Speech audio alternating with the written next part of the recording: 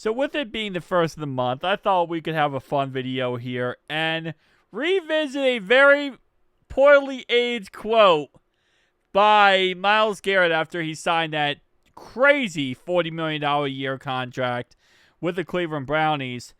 And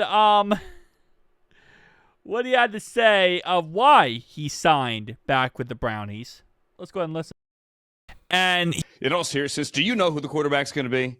I mean, do you have an idea? After conversations, I do have an idea. Okay. Do you like the idea?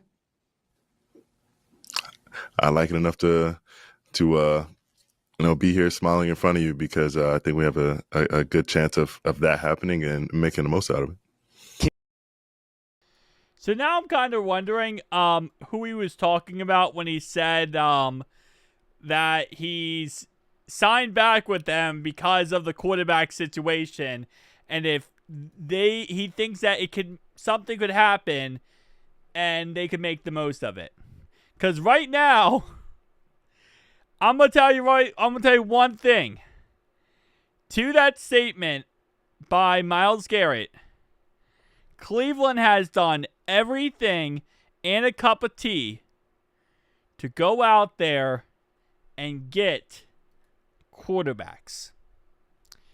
They have very much held up their end of the bargain on getting quarterbacks. So as he said, hey, I don't, I'm sitting here signing a contract because I know the future, or I have an idea who the future quarterback's going to be, and I think we can make it happen. I don't think Joe Flacco was that make it happen. Keep in mind, the only reason the Browns took Shedeur Sanders, and they've been very open about this, is that in their words, he was too good to pass up on. Meaning, like, draft pick-wise. Like, he had too much value at his draft pick in the 5th round for them to pass up on. That's why they took him. They did not take Shedeur Sanders because they want Shedeur Sanders. They picked him because they said, okay, well, in the 5th round, Shedeur is such a great value, we have to take him. Which is kind of weird because it doesn't sound like someone you're like, oh yeah, we wanted him so bad. Like, no, they were perfectly content with not taking Shedeur Sanders. So my guess is, to that point that Myles Garrett said, it's either Joe Flacco, Kenny Pickett, or Dylan Gabriel. Because again, Shedeur Sanders was not in the plans. So maybe it is Dylan Gabriel. Maybe he's like, hey, listen, I have so much faith. Dylan Gabriel is going to be my guy. Or maybe he thinks Kenny Pickett's going to be a guy. I mean, Joe Flacco did lead them to the playoffs, and Myles Garrett made it very clear he wants a playoff team. He wants to go and have a chance to win a Super Bowl, which I don't think you're going to do at Cleveland, let's be honest. But even then, Super Bowl team, I don't know. I think that quote is going to age more and more poorly as the year goes on. And I think it's going to continue to get worse and worse for that quote as the year goes on.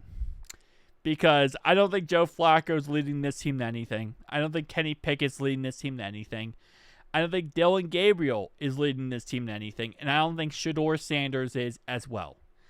I'm not even sure Kenny Pickett makes the final 53-man roster.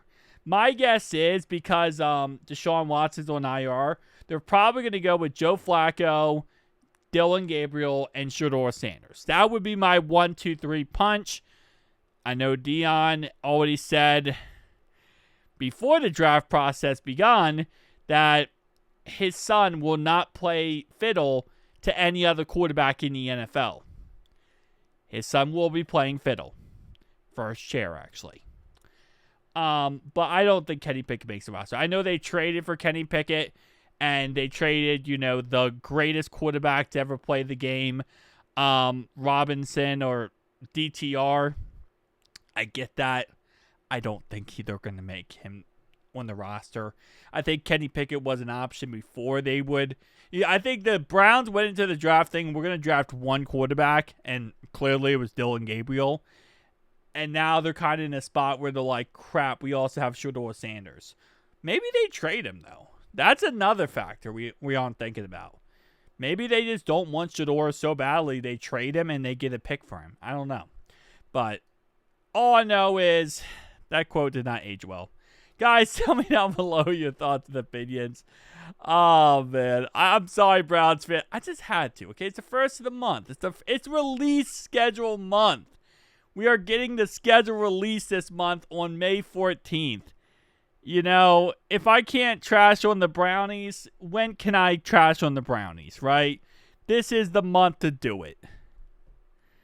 This is when we find out if the Brownies are going 0-17 or not. First team ever. Peace out, guys.